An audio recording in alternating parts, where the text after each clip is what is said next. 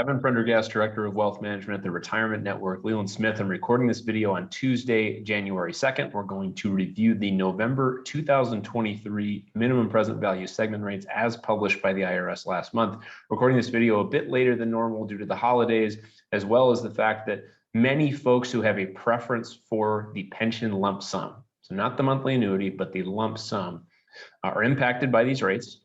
And if you made the decision to work beyond 2022 and into 2023, you probably, we know this isn't universally true, there's always exceptions, but you probably did so because you plan to work for the company for several more years. In other words, you observed the severe decline in the pension lump sum that occurred during the transition from 2022 to 2023. And if you made that choice, you probably were not going to retire in 2023. You were probably going to work several more years. Therefore, we did not see a lot of folks voluntarily retiring in 2023 and expressing a preference for the lump sum rather than the monthly annuity due to this interest rate dynamics. That took some of the time pressure off the recording of this video in combination with the holiday season. So let's get into the November rates. All right.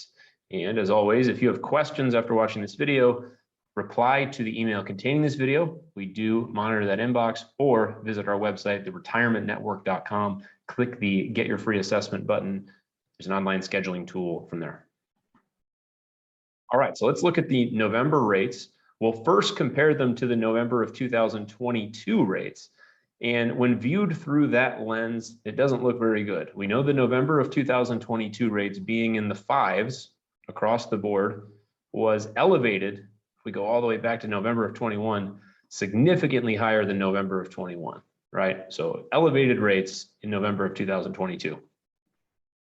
And if we compare the November of 23 rates, they're even higher than they were in November of 2022. So that doesn't seem good on its face.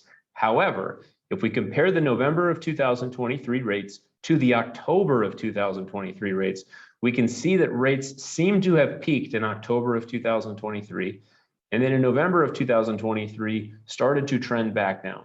Okay, and if indeed inflation is under control, we had an inflation shock or an inflation surge, if you will, in the post-COVID period for a variety of reasons.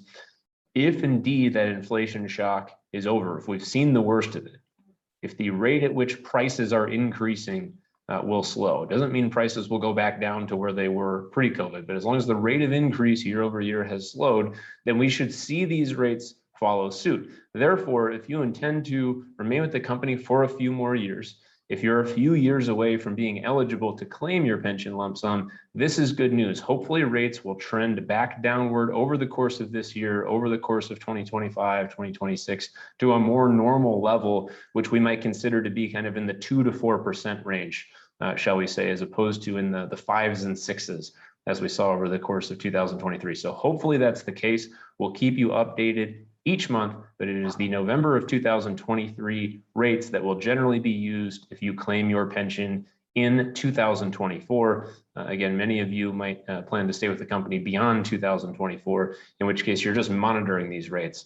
It's the November of 23 rates are only used in the calculation of a pension lump sum commenced in 2024, unless you have some unusual circumstances like you're already age 65, which is generally the exception, not the rule. Most folks we're interacting with are not yet 65 years of age. Hopefully this is helpful. See you next month. Bye.